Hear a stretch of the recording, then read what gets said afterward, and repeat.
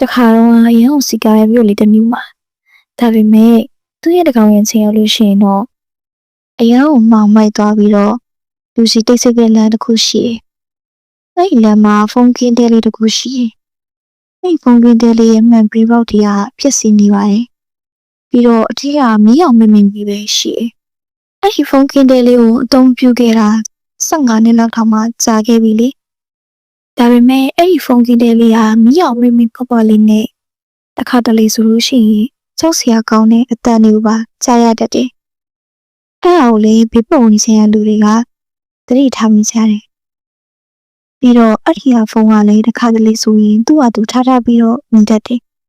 ။တကယ်မှာတော့အိမ်ပြန်နောက်ကျနေတဲ့ကားဒရိုင်ဘာတဦးကအဲ့ဒီလမ်းကနေပြီးတော့ဖြတ်လာခဲ့တယ်။တကယ်တော့သူကအဲ့ဒီလမ်းကိုညံစီစင်းတဲ့အတွက်ကြောင့်မလို့ဖြတ်လာခဲ့တာ။ဒီလိုနဲ့အဲ့ဒီပုံကိတဲ့နားရောက်မှာသူ့ရဲ့ကားကရုတ်တရက်ချီရက်သွားတယ် ဟာကွာကားလေဘာလို့ဒီလိုချိန်ချမှလာပြီးတော့ပြက်ရတာလဲ ။အဲ့လိုပြောပြီးတော့သူကကားပေါ်ကနေဆင်းပြီးတော့တရက်ရက်ကိုကူညီတောင်းဖို့အတွက်ဖုန်းကိုပွင့်ကြည့်လိုက်တဲ့အချိန်မှာဖုန်းကလည်းလုံးဝကိုလိုင်းမမိတဲ့နေအောင်ရောက်နေတယ် ဟာဒီဖုန်းကလည်းအရေးတဲ့ကြောင့်လိုင်းရမမိ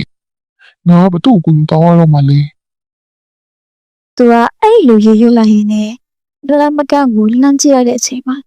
အရင်ကဟောင်းရဆုပ်ပြက်နေတဲ့ဖုန်းကင်တဲ့ရှိကမီးအောင်မမြင်ပြော့လေးကိုမြင်လိုက်တယ် ဟာအဲ့ဒီကင်းတဲ့ကအခုချိန်ထိကိုမှမီးလင်းနေတော့မှာ ။ဒီလိုနဲ့အဲ့ဒီဖုန်းကင်တဲ့ကနေပြီးတော့ဖုန်းတိုင်ကြီးကထမိလာတယ်။သူလည်းအံ့ဩတကြီးနဲ့ကြည့်လိုက်တယ်။ပြီးတော့အဲ့ဒီဖုန်းကင်တဲ့ကိုဝင်သွားလိုက်တယ်။ပြီးတော့အဲ့ဒီဖုန်းကိုသူကကန်ကြည့်လိုက်တယ် ဟုတ်ကဲ့အမေးရှိပါခင်ဗျာ ။အဲ့လိုပြောလိုက်တဲ့အချိန်မှာဘက်ကနေပြီးတော့အရန်ကိုကြောက်စရာကောင်းတဲ့အတန်နဲ့အမျိုးသမီးတယောက်ရဲ့အတန်ကထွက်ပေါ်လာတယ် ကိုချေချီကိုခေါ်ပေးပါမဟုတ်လို့ရှိရင်မင်းဒီမှာပဲတစ်ခါရင်ငါ့လိုပဲတင်ရလိမ့်မယ်ကျွာကိုချေဒီကဘာတူလဲပြီးတော့မင်းအောင်ဘာတူလဲ ။သူဟာထိတ်တလန့်နဲ့မေးလိုက်တယ်။ပြီးတော့သူ့ရဲ့နှပူပုံကချွေးဆက်တွေကလည်းကျလာတယ်။သူမေးနေတဲ့အချိန်မှာပဲသူ့ရဲ့နားကနေပြီးတော့သွေးတွေထွက်လာတယ်။ပြီးတော့သူလည်းအဲ့ဒီဖုန်းကိုချပြီးတော့အပြင်ကိုပြန်ထွက်လို့တဲ့ချိန်မှာတကားဘောက်ကသူ့အလိုလိုပိတ်သွားပြီးတော့သူ့ကိုအဲ့ချိန်မှာပဲပိတ်ထားလိုက်တော့တယ်။ပြီးတော့ဘာတွေဖြစ်သွားမှလည်းမသိရပါဘူး။နောက်နေ့မနက်သတင်းစာထဲမှာသတင်းကောင်းထိပ်စီးနေပါလာတယ်။အဲ့ဒီသတင်းကောင်းစီပါလာတဲ့ဟာကိုနီတို့တငယ်ချင်း၃ယောက်ကမြင်ခဲ့ကြတယ်။တကယ်တော့နီတို့တငယ်ချင်း၃ယောက်ကသတင်းတောက်တွေပါ။သူတို့ကနာမည်ကြီးတဲ့အကြောင်းအရာတွေကိုလိုက်ရှာပြီးတော့စူးစမ်းလေ့လာရတာကိုပို့ကြိုက်တယ်။ဒီလိုနဲ့သူတို့၃ယောက်ကအချိန်ရသွားပြီးတော့အဲ့ဒီဖုန်းကင်းတဲ့ကိုတွားကြဖို့ဆုံးဖြတ်လိုက်ကြတယ်။ညအခါမှာတော့သူတို့ချင်းဆိုထားတဲ့အတိုင်းအဲ့ဒီကင်းတဲ့ရှိကိုကားနဲ့ရအောင်တွားခဲ့ကြတယ်။ဒီလိုနဲ့ကင်းတဲ့ရှိရောက်မှာတော့ကင်းတဲ့ဟာခရိုင်းလိုပဲမီးလင်းနေတယ်။ပြီးတော့အဲ့ဒီထဲကဖုန်းကလည်းရုတ်တရက်ကြီးထပြီးတော့မိလာခဲ့တယ်။အဲ့ဒါကိုမြင်နေနီကကင်းတဲ့ထဲဝင်သွားပြီးတော့အဲ့ဒီဖုန်းကိုကောက်ခိုင်းလိုက်တယ်။ဟုတ်ကဲ့အမိန့်ရှိပါရှင်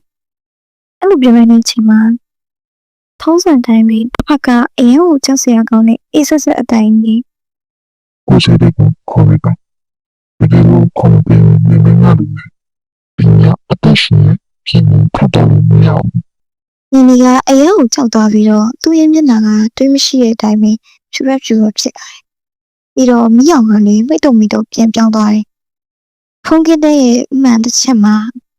အမျိုးသမီးတယောက်ရဲ့အရေးကပေါ်လာတယ်။နီနီလည်းအရင်ကလန့်သွားပြီးတော့ဖုန်းကိုအနားကနေခွာလိုက်တယ်။အဲ့ဒီအချိန်မှာနီနီရဲ့တငယ်ချင်းကဝင်လာတယ်။ပြီးတော့အဲ့ဒီဖုန်းကိုဆွဲယူပြီးတော့ဟုတ်ကဲ့အမိရှိပါတစေဆိုပြီးတော့ရှင်မောပြီးတော့ပြောလိုက်တယ်။ဖုန်းလေးကနေပြီးတော့ကြောက်မဲ့ဖွယ်ရအတန်ရာထပ်ချလိုက်ရတယ် မင်းအတရှိချေချေဒီကိုခေါ်ပေး ။အဲ့ချိန်မှာမိမိတငယ်ချင်းကဖုန်းကိုဆွဲခေါ်လိုက်တယ်။ဒါပေမဲ့ဖုန်းကရုတ်တရက်ကြီးနားနာကိုပြန်ကတ်လာတယ်။ပြီးတော့အဲ့လိုမခေါ်ခင်မင်းတို့လည်းအသက်မရှင်စေရအောင်။အပြင်မှာရက်နေတဲ့သူတို့တငယ်ချင်းကမြင်ပြီးတော့မိတငယ်ချင်းရဲ့နားကနေဖုန်းကိုဆက်ခေါ်လိုက်တယ်။ဖုန်းမှာလည်းတွေးတွေကကျနေတော့မယ်။ဒါပေမဲ့အဲ့ဒီဖုန်းကလေတွေကနေရုတ်တရက်ကြီးဝဲလာပြီးတော့မိမိရဲ့နားနာကိုပြန်ပြီးတော့ကတ်သွားတယ် ပြီးတော့နင်နီကိုပြောလိုက်တယ်နင်တို့အဲ့ဒီလူခေါ်ခဲ့ပါလားနင်တို့မဟုတ်ရင်တေးရမယ်နင်နီလည်းယူတီရဲ့ကြီးလန့်ပြီးတော့ဟုတ်ကဲ့ကျမအဲ့ဒီလူရှာပြီးတော့ခေါ်လာခဲ့ပါမယ်ရှင်အဲ့ဒီလူနင်နီကဂတိပေးလိုက်တော့မှဖုန်းကသူ့ဟာသူအောက်ကိုပြုတ်ချသွားတယ်ညီတို့တကယ်စီ3ယောက်လည်းအရန်ကိုကြောက်လန့်ပြီးတော့ပြန်ထွက်လာခဲ့ကြတယ်သူတို့3ယောက်ကတခါလေးစဉ်းစားကြတယ်ငါတို့ဂျယ်လေးဆိုတဲ့လူကိုဘယ်လိုခေါ်ခဲ့ရမှာလဲအဲ့ဒီလူကရောဒီဖုန်းကိန်းတဲ့ကိုလာပါမလားပြီးတော့သူတို့ကဘာတွေဖြစ်ခဲ့ကြလို့ဒီဂျယ်လေးဆိုတဲ့လူကိုပဲခေါ်ခိုင်းနေရလေသူတို့3ယောက်စဉ်းစားရင်းနဲ့အဲ့နားမှာပဲမိုးလေးသွားခဲ့ကြတယ်နောက်တည့်အရောက်မှာတော့သူတို့ကိုမလန့်မကမ်းမှာကြည့်နေတဲ့ဦးလေးတယောက်ကိုသူတို့တွေ့သွားခဲ့ကြတယ်ပြီးတော့အဲ့ဒီဦးလေးကသူတို့ကိုတက်တော်ကြည့်နေတယ်ဒါနဲ့သူတို့လည်းသိချင်စိတ်များတာကြောင့်အဲ့ဒီဦးလေးကိုတွားမိတ်လိုက်ကြတယ်ဦးလေးအားလို့သမီးတို့အဲ့လိုတက်တော်ကြီးကြည့်နေရတယ်အားလို့လေဆိုတော့ငါတို့မတို့ကအဲ့ဒီဖုန်းကိတဲ့ကနေအသက်ရှင်လေးထွက်လာခဲ့ကြလို့လေအော်ဟုတ်ကဲ့ဦးလေးတကယ်တော့ဦးလေးကဒီဖုန်းကိတဲ့မှာအရင်ကအလုပ်လုပ်ခဲ့ရပေါ့လွန်ခဲ့တဲ့15နှစ်လောက်ကပေါ့အဲ့ဒီမှာမိန်းကလေးတယောက်ကညလိုက်ဖုန်းလာပြောလို့ရှိတယ်အဲ့ဒီကောင်မလေးနာမည်ကသူစားလို့ခေါ်တယ်သူစားကတရက်ကျတော့ဖုန်းပြောတဲ့ချိန်အရင်ကိုကြာနေခဲ့တာပြီးတော့သူစားကလူတယောက်ကိုဖုန်းဆက်ပြီးတော့ခေါ်နေတာကိုကြားလိုက်တယ်အဲ့ဒီလူနာမည်ကခြေသိန်းလို့ခေါ်တယ်သူကဖုန်းကိုခေါ်ပြီးတော့အဲ့ဒီလူလောင်ဆောက်နေတယ်ဦးလေးလည်းပေးနာမှာသူ့ကိုအဖော်ပြပြီးစောင့်နေခဲ့တာပေါ့ဒါပေမဲ့မိုးကအရင်ရွာတာကြောင့်အဲ့ဒီနားလေးမှာမထိုင်တော့ဘဲနဲ့တခြားနေရာနေပြီးတော့သူ့ကိုစောင့်ကြည့်နေခဲ့တယ်။ကားတစ်စီးကဖုန်းကိတဲ့ရှိကိုယူတီရဲ့ကြီးထိုးရက်လိုက်တယ်။ပြီးတော့ကားပေါ်ကနေဒီတယောက်ဆင်းလာပြီးတော့ဖုန်းကိတဲ့ကိုဝင်သွားတာအိမ်မြင်လိုက်ရတယ်။ပြီးတော့အိုလီစစ်တင်သူ့လုံခြုံသွားပြီးထိမိဦးလေးလည်းမိုးရွာနေတာကြောင့်အိမ်ကိုဆွဆွပြန်ခဲ့တယ်။ပြီးတော့နောက်တစ်နေ့မနက်မှာဦးလေးမြင်လိုက်ရတာကသူစားတယောက်ခုပုတ်ကိုတက်တည်သွားတယ်။ဦးလေးပြပြနိုင်တာတော့ဒီလောက်ပဲကွယ်။ပြီးတော့အဲ့ဒီဦးလေးကထွက်သွားတော့တယ်။ညီတို့တငယ်ချင်းဖွဲ့လေဒီအချောင်းကိုတိပြရတယ်လက်တော့ပေါ်မှာရှာကြည့်ရတယ်။အဲ့ဒီအချိန်မှာနီနီကသူစားရဲ့အချက်လက်တစ်ခုတွေ့ရှိသွားတယ်။တကယ်တော့သူစားကအဲ့ဒီဖုန်းကင်တဲ့နဲ့မလန်းမကမ်းမှာနေတာပါ။သူစားကညဆိုရင်အဲ့ဒီမှာလာပြီးတော့ဖုန်းပြောတဲ့သဘောရှိ။ဒါဆိုရင်ငါတို့အဲ့ဒီအိမ်ကိုတွားကြည့်ကြရအောင်။ဒါနဲ့သူတငယ်ချင်း3ယောက်တိုင်ပြီးတော့အဲ့ဒီအိမ်ကိုထွက်လာခဲ့ကြတယ်။အဲ့ဒီအိမ်ကိုရောက်တော့တကားရှိမှရှိတဲ့ဘဲတီးတဲ့ခရုတ်ကိုတင်လိုက်တယ်။ပြီးတော့အဲ့ထဲကနေပြီးတော့အန်တီတယောက်ကထွက်လာတယ်။မင်္ဂလာပါရှင်။ကျမတို့ကသူစားနဲ့ဖက်သက်ပြီးတော့တချို့ကိစ္စလေးတွေကိုမင်းညံ့ချင်လာခဲ့တာပါ။အန်တီကသူစားနဲ့ဘာတော်လဲမသိဘူးရှင်။အဲ့ဒီချိန်မှာမင်းခိုင်ရဲ့နှလုံးသွင်းကနေနေရစိတ်ချလာပြီးတော့အန်တီကသူစားရဲ့အမိဝါတမီလို့ရဲ့ဘာဖြစ်လို့လဲသူစားကဆုံးသွားတာ15နှစ်တောင်ရှိသွားပြီလေ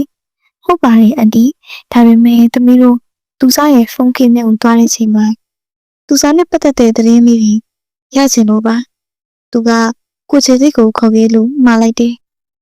ရှစ်ချောင်းကိုစင်မသမျှကိုလည်းသူစားရဲ့အမိကိုပြောပြလိုက်တယ်သူစားရဲ့အမိကအရင်ကမှတ်သွားတယ်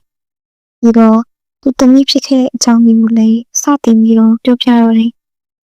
တကယ်တော့ကိုကျတဲ့ဆိုတာသူစားနဲ့ချစ်သူတွေပေါ့ရှင်ဟုတ်တယ်သူတို့ကချစ်သူတွေအတော်ကသူ့ကိုအဲ့ဒီချစ်တဲ့ဆိုရင်ကောင်းလေးကိုမယုံမှုပြောခဲ့တယ်ဘာလို့လဲဆိုတော့သူကလုပ်ငန်းရှင်ရဲ့တားတယောက်ဖြစ်နေအဲ့တော့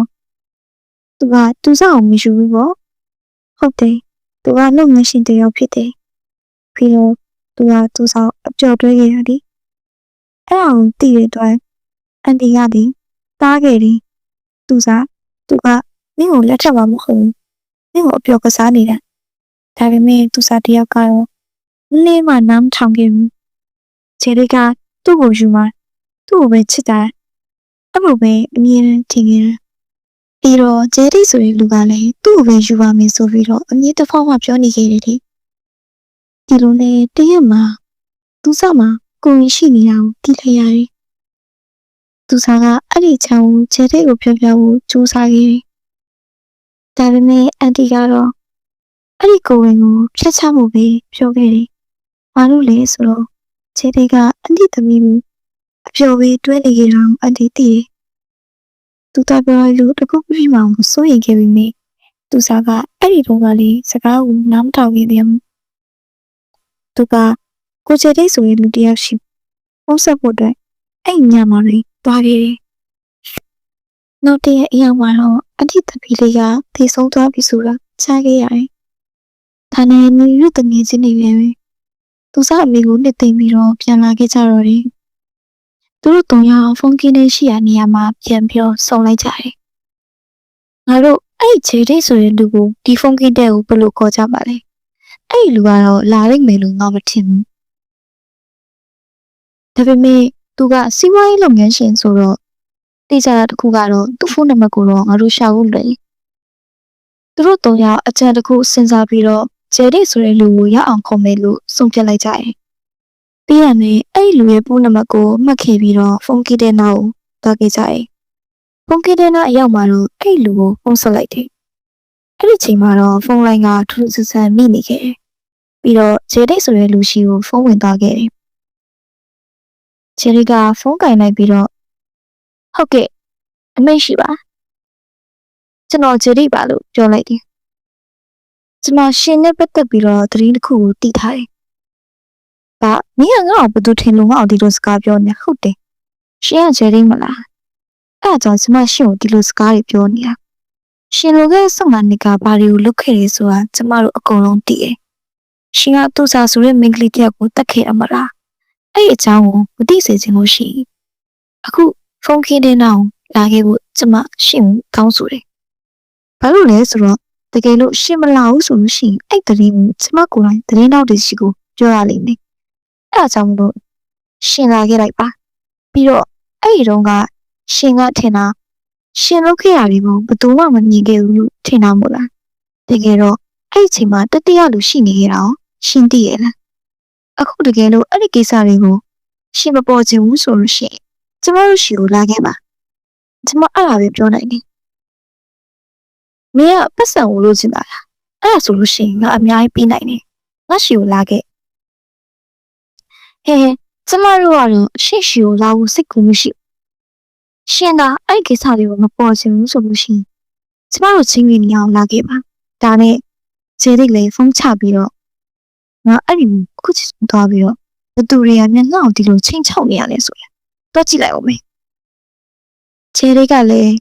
ကားတစ်စီးနဲ့အဲ့ဒီကင်းနေရှိရနေရာကိုထွက်လာခဲ့တယ်။ပြီးတော့ကားပေါ်ကနေဆင်းပြီးတော့နင်နီတို့ကိုကြည့်လိုက်တယ်။နင်တို့လားငါ့ကိုဒီကိုခေါ်တာ။အဲ့ချိန်မှာပဲဖုန်းကင်းတဲ့တကားကသူ့အလူလူပွင့်လာတယ်။ပြီးတော့အထဲကနေပြီးတော့မင်းကလေးတယောက်စပင်ဖောက်လာနေထွက်လာခဲ့တယ်။သူ့ရဲ့ပုံစံကအရာကိုချောက်ဖို့ကောင်းနေတယ်။အဲ့ဒါကိုမြင်တော့ဂျယ်ရီက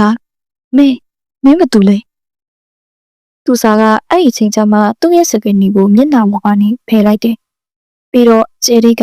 သူ့ကိုပြောလိုက်တယ်။သူစားဟုတ်တယ်။ရှင်ကကျမကိုတေတူရှိမကွာတူတူရှိမယ်လို့ပြောခဲ့ပြီးတော့ရှင်ကရရဆက်ဆက်ကျမကိုတပ်ပစ်ခဲ့။ကျမမှာဘာဖြစ်တွေများရှိခဲ့လို့လဲ။ကျမရှင်ကိုချစ်ခဲ့တာပဲရှိတာ။ရှင်ကရောဘာဖြစ်လို့ကျမကိုတိုင်းပြီးလုပ်ခဲ့ရလဲ။အဲ့ချိန်မှာဂျယ်ရီကအရာကိုထိတ်လန့်နေပြောပြီးသူစားကကျမရှင်ကိုတပ်ပစ်မယ်ဆိုပြီးတော့သူမရဲ့လက်သေးနဲ့ဂျယ်ရီရဲ့လေဘေးကနေဆွဲပြီးတော့ဖုန်းကင်းတဲ့ကိုခေါ်သွားခဲ့။နင်တို့တငယ်ချင်းတယောက်လည်းအထိတ်တလန့်ဖြစ်သွားတယ်။ပြီးတော့ဖုန်းကင်းတဲ့တကားကသူ့အလိုလိုပိတ်သွားတယ်။နောက်တစ်နေ့မနက်မှာတော့ဂျယ်ရီတယောက်ဖုန်းကင်းတဲ့မှာတည်သွားခဲ့ဆိုတဲ့သတင်းတက်လာတယ်။သူ့ရဲ့လူတောက်မှုလည်းပေါ်သွားခဲ့တယ်။အဲ့ဒီဖုန်းကင်းတဲ့ကတော့အခုချိန်ထိအသုံးပြုတဲ့လူလည်းမရှိတော့ပါဘူး။ဒီလိုဇက်လန်လေးတွေကိုဘာသာပြန်ပြီးတော့တိဆက်ပေးဦးမှာဖြစ်တဲ့အတွက် like and subscribe လေးနဲ့အားပေးခဲ့ကြပါအောင်ရှင်